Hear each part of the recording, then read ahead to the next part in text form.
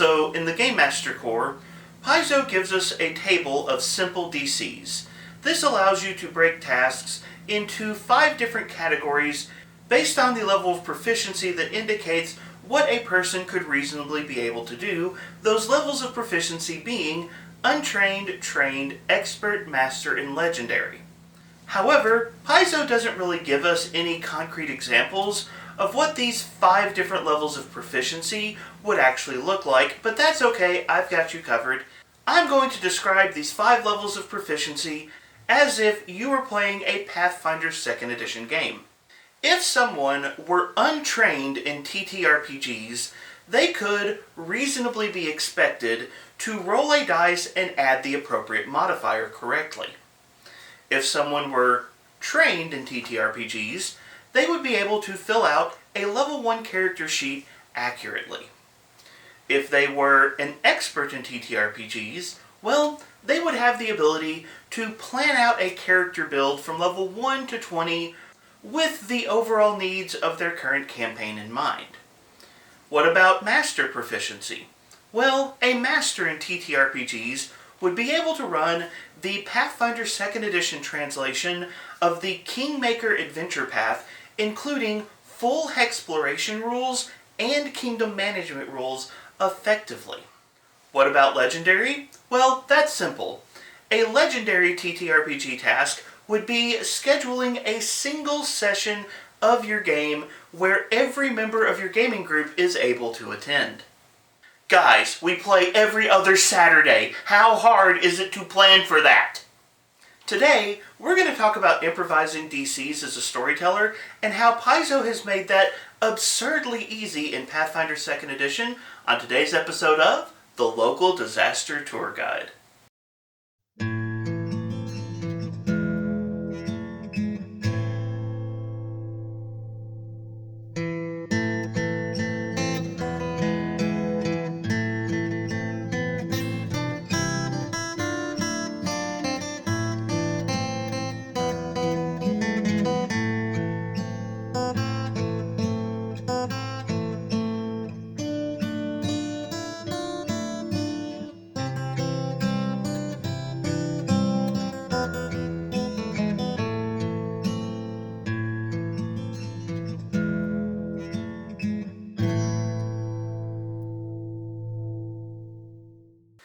Hello travelers and tourists, my name is Mark and I'm the local disaster tour guide. That's right, I'm a storyteller that would never recommend just improvising your way through an entire session of Pathfinder 2nd Edition as a GM, even if Paizo has made that almost criminally easy to do.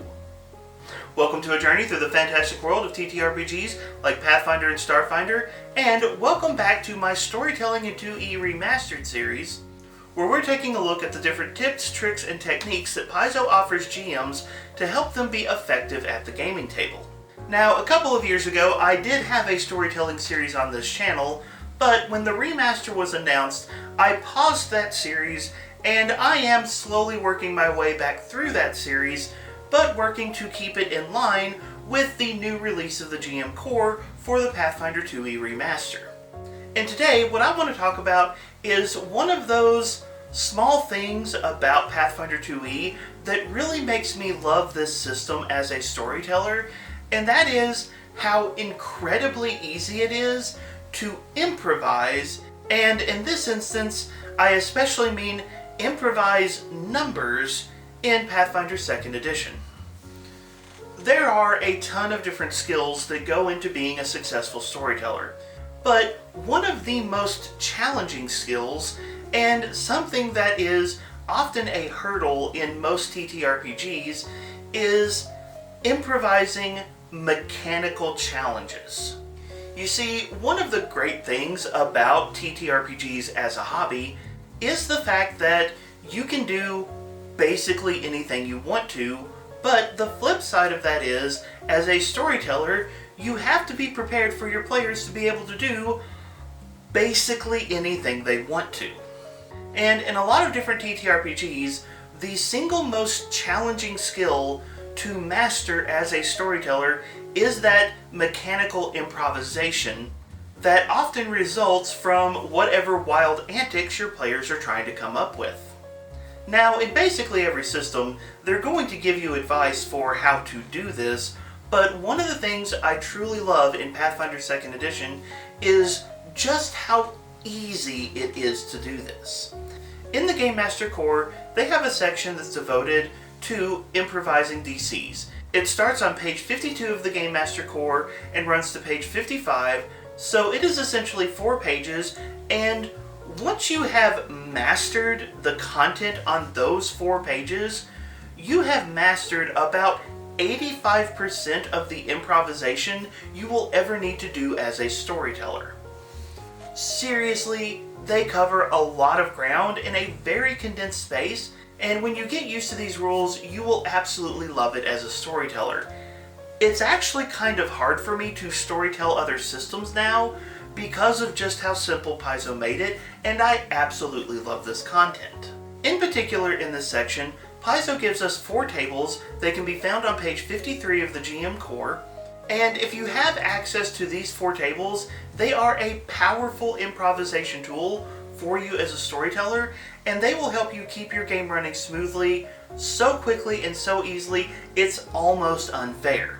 Now, I will tell you, on the old versions of the Gamemaster screens, both the original GM screen and the advanced GM screen, Paizo did include these 4 tables for Game Masters to use. I haven't seen the new GM screen that's going to be releasing later this month, but I strongly suspect that Paizo is going to have these 4 tables available again, and honestly, they are a very welcome tool. So what we're going to do in today's video is I'm going to go over these 4 tables, what they cover, how to use them, some of the nuance that you need to be aware of in using them, and give you an overview of what a Game Master needs to consider if they want to improvise numbers or DCs very quickly inside of a Pathfinder 2nd Edition game. In addition to that, I'm going to add an extra section after the tables where I talk about a really useful rule of thumb for improvising DCs that can also be implemented very, very quickly and is very effective inside the system, and I'll even give you an example of how it works and compare it to the tables to show you just how effective it can be. Now, I'll go ahead and tell you, I'm not covering every single topic that is addressed in this particular section of the GM core. Some of the things that are discussed in that section that I'm not going to be talking about in this video are group attempts, crafting, earn income, recall knowledge, social skills, and survival. However, each of those topics is relatively brief, and I think only recall knowledge is actually more than a couple of paragraphs, so they are all things that you can read very quickly and apply very simply to the main body of knowledge I'm going to be talking about in this video, which is the content of those tables that Paizo gives storytellers. There is also one more topic on improvisation that I'm not going to cover on this video, and that is improvising monster stats. In the original Advanced GM screed for Pathfinder 2e, they actually had a table that you could use to improvise monster stats, and that table was extremely useful as well. I am assuming that Paizo will eventually release an Advanced GM screen for the Remaster that will include similar tables on monster statistics, but I'm going to wait until I know that that product is coming out before I discuss that particular topic, so be aware that that's not going to be in this video. Still, by the end of this video, I hope to give storytellers a variety of tools that you can use to invent numbers quickly, accurately, and fairly, and drop them into a game of Pathfinder 2e at a moment's notice, and leave your players none the wiser. Still, before we get into all of that, please remember to do all the stuff that supports this channel. Please remember to like, share, and subscribe. You can check out my free Discord and my Patreon. Both of those will be linked in the video description down below. And with all that out of the way, let's get started. So, as I mentioned, Paizo gives us 4 tables that can be found on page 53 of the GM core.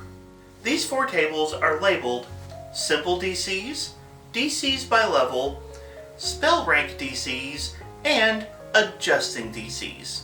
So what I would like to do is talk about each of these tables in turn, but before I do that, I want to give you a big picture look at the 2 most important tables, which are the Simple DCs table and the Level-Based DCs table.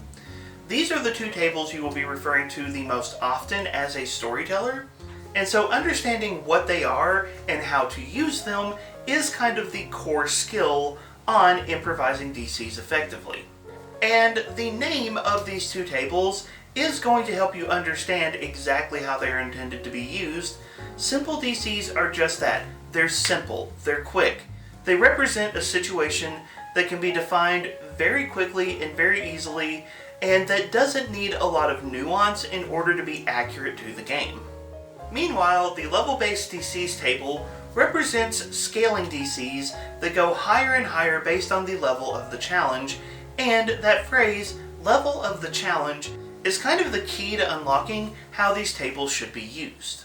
Oftentimes, when I look at these tables, the question that I ask myself is, are my players attempting to do something where there is no active resistance, or are they attempting to do something where there is another creature involved, and in that instance, would my players encounter resistance based on the other creature?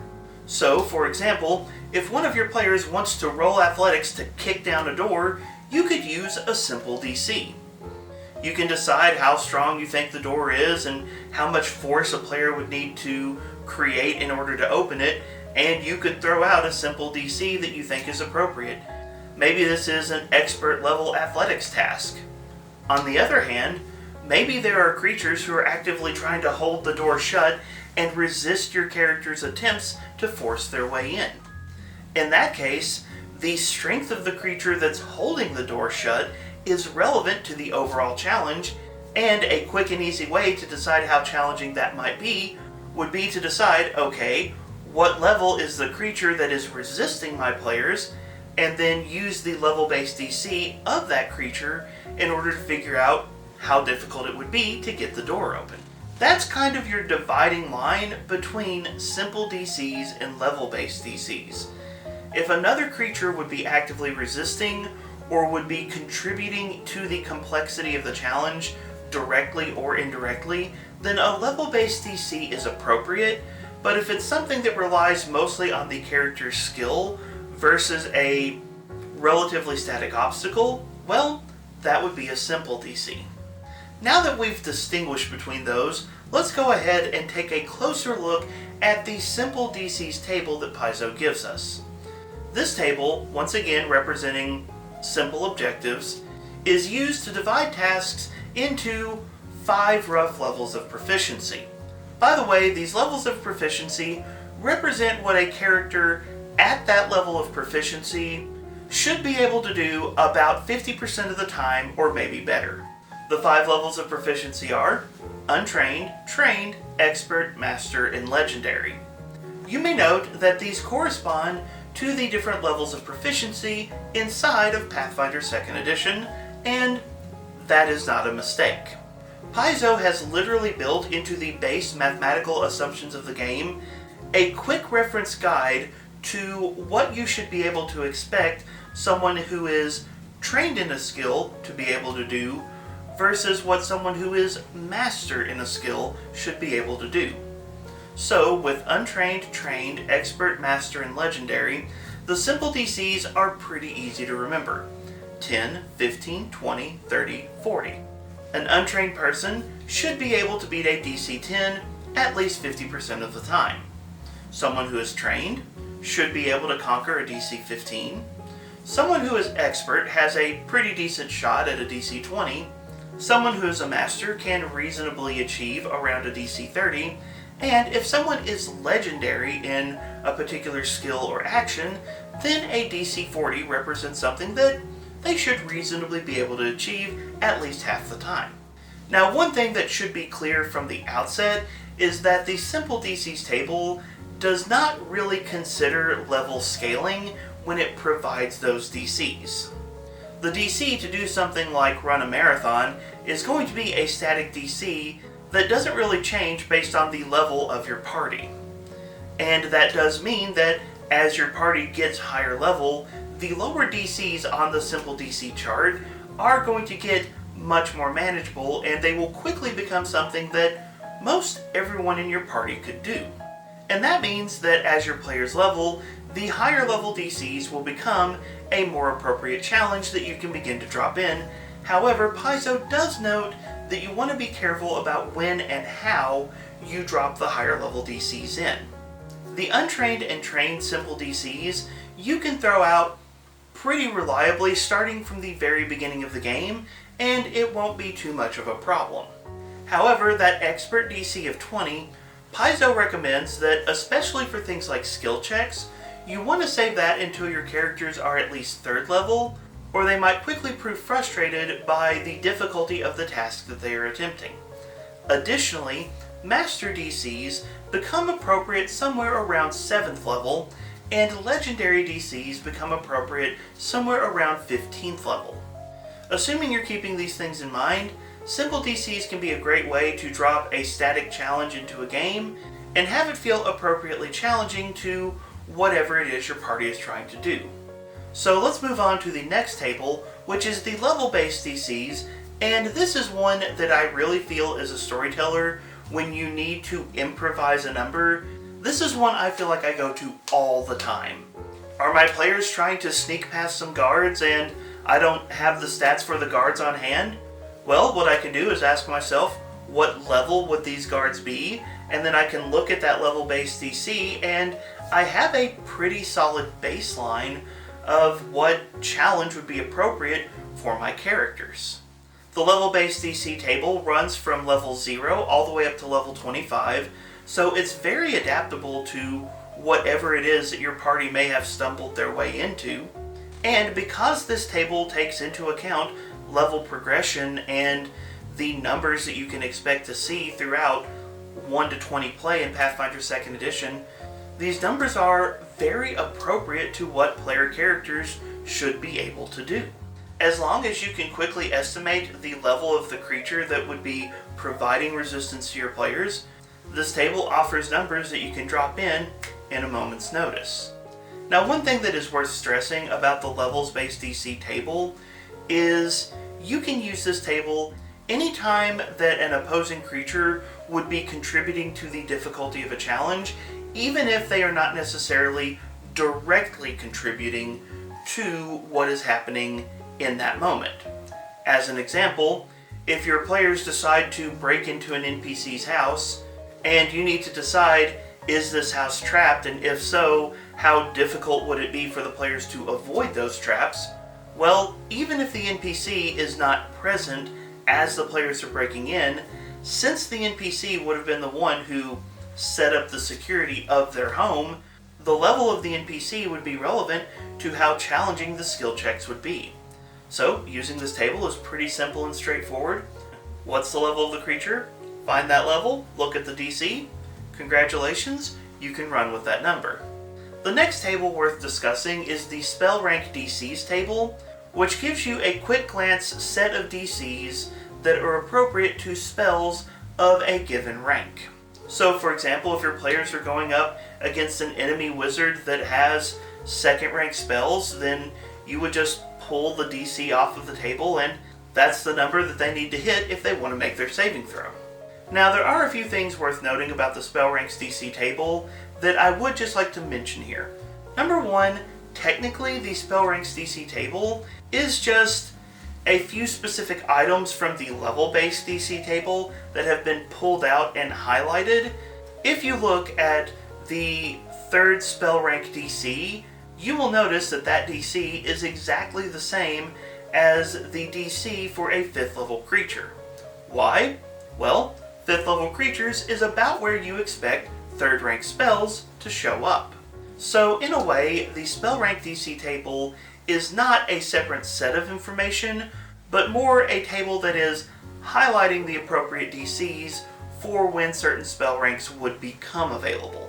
The next thing to note is, when you use the Spell Rank DC table, you want to make sure that you're using the Spell Rank DC for the highest level spell that the creature could cast, whether or not that is the actual rank of the spell they are currently casting. So, for example, if you have a creature that is throwing out a 3rd rank fireball, but that creature could cast a 5th rank spell, you want to actually use the spell rank DC for 5th rank spells, even though they are currently casting a 3rd level fireball. This, by the way, tracks with the way that spell DCs scale normally inside the game. The final thing worth noting on the spell rank DC table is that they have a note that says that you want to adjust the DCs for uncommon and rare spells. Now, we'll get into adjusting here in a second, but basically, if the creature, the monster, the person, whoever it is throwing a spell at your players, and that spell has the uncommon or rare trait, you want to adjust the DC for the spell by +2 or +5 respectively. Now, if you really deep dive into the mechanics of Pathfinder 2e, that doesn't track perfectly with the way spellcasting normally scales, but the reason that Paizo gives us this advice is to make uncommon and rare spells, which should not be showing up very often, feel a little more special if a creature uses them against the party. That segues nicely into the final table that's worth discussing, which is the Adjusting DCs table. The Adjusting DCs table is used to modify any of the tables that we've already talked about. So when it comes to simple DCs, DCs by level, or spell rank DCs, you can then jump down to the Adjusting DCs table and modify the original number to reflect the specific situation that your players find themselves in. Now, the Adjusting DCs table has 6 different adjustments on it. Those adjustments are incredibly easy, very easy, easy, hard, very hard, incredibly hard. If the circumstances that your players find themselves in would adjust the normal DC that they would encounter, these are some quick numbers that you can slap onto the DC to modify it and make it feel appropriate in game.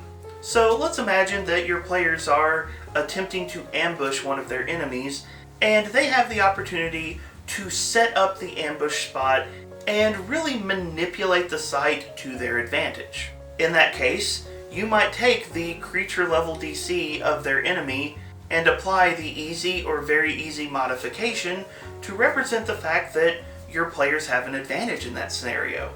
On the flip side, maybe your players are attempting to infiltrate an enemy fort, but the commander of that fort has cleared out any cover that gets too close to the fortress walls, meaning that anyone who might be manning those walls has a very clear line of sight on anyone who might be approaching. In that situation, you might look at the stealth DC that you were going to set and apply a hard or very hard modifier to reflect the fact that your players are really going to be stressed in order to make that approach. The Adjusting DC table is very, very easy to use. You just take whatever simple or level-based DC you were already going to use and adjust it up or down based on the situation at hand. The numbers themselves are also pretty easy to remember. Incredibly easy is a -10 to the overall DC. Very easy is a -5. Easy is a -2. And then the hard adjustments work in reverse. So hard is +2, very hard is +5, and incredibly hard is +10. Now, a lot of the time when you're looking at adjusting DCs, it is going to be kind of just Gamemaster call whether or not one of these adjustments apply, but Paizo does give us some pretty solid guidance on especially when the hard, very hard, and incredibly hard adjustments would be appropriate. In specific, Paizo notes that anything in the game that has the uncommon trait should normally receive a +2 adjustment to whatever DC reflects that particular item or creature or whatever it may be. If something has the rare trait, you should give it the very hard or +5 adjustment instead. And if something is truly unique, there is only one of them in the world and Paizo slapped the unique trait on that thing to specify that, then the incredibly hard or +10 DC adjustment would be appropriate. So anytime that your players are dealing with creatures or spells or items, what you can do is look at the level, or in case of spells, rank of those things, and then just slap the appropriate DC adjustment based on how common or uncommon those things might be. So as long as you have those tables in front of you as a storyteller, you have very effective tools that you can use to very quickly improvise a mechanical difficulty for your players, and those numbers should feel appropriate to your game. However, there is one more tactic that you can use to improvise a DC, and this is also incredibly effective, and that's just using the +10 Improvising DCs rule. Any player who is reasonably familiar with Pathfinder 2e should know how to create a DC inside of the system, which is where you take some modifier for a character or a monster and just add 10 to it. So for example, if a player character has +12 to their Fortitude save, then their Fortitude DC would be 12 plus 10 is 22. And that is a universal rule in the system. Do you need a Will DC? Add 10. Do you need a Perception DC?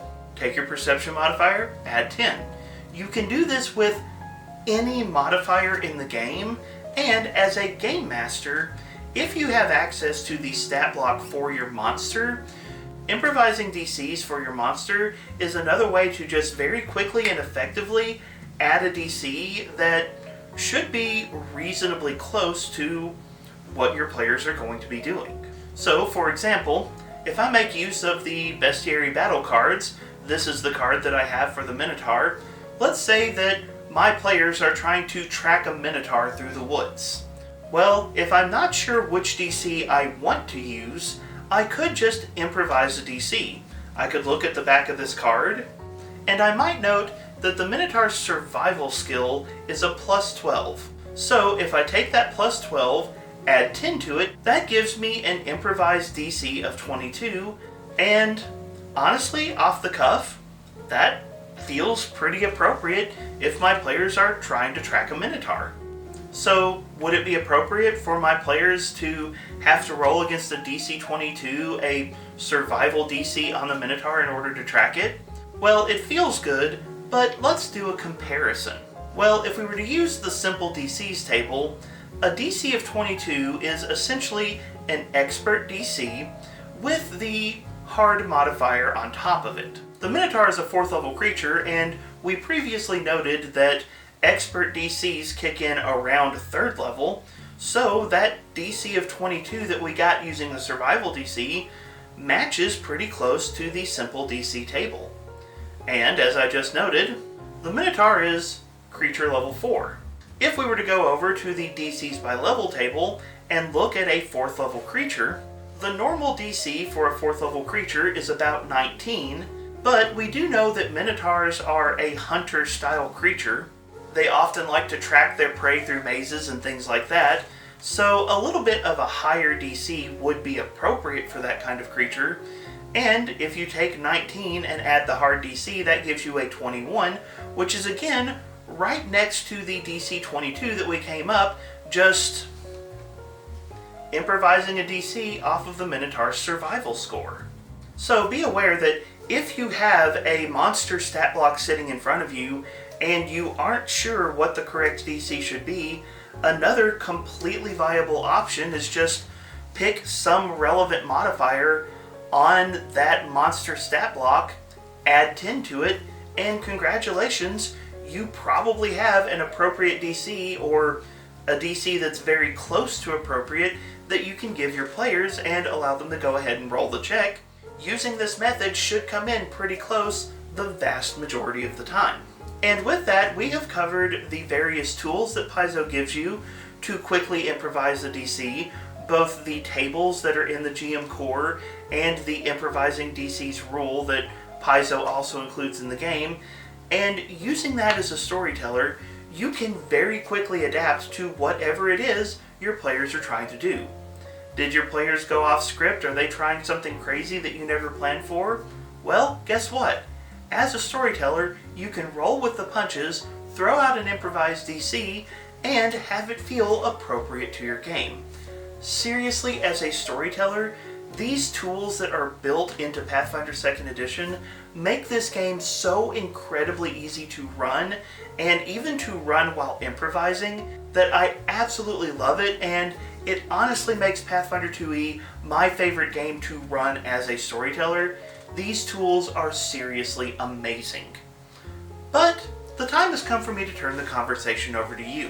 What thoughts, observations, and questions do you have about improvising DCs? Do you have any tips or tricks that you would suggest for new storytellers in Pathfinder 2nd Edition? And do you find that these tools are very helpful when you try to storytell? Jump down to the comments section and let me know. And if you would like me to do a follow-up video on improvising monster statistics and the tools that Paizo gives us for that in a future video, be sure to let me know that as well. That's another tool that I really appreciate, but it's a little bit more complicated, so if I'm going to do that, it needs to be its own separate thing. If you're interested in that conversation, definitely let me know. Don't forget all the other stuff that helps to support the channel. Please remember to like, share, and subscribe. Check out Discord and Patreon. All of the relevant links are in the video description below. But as always, thank you so much for being here. Thank you so much for being part of the conversation. Have a wonderful day.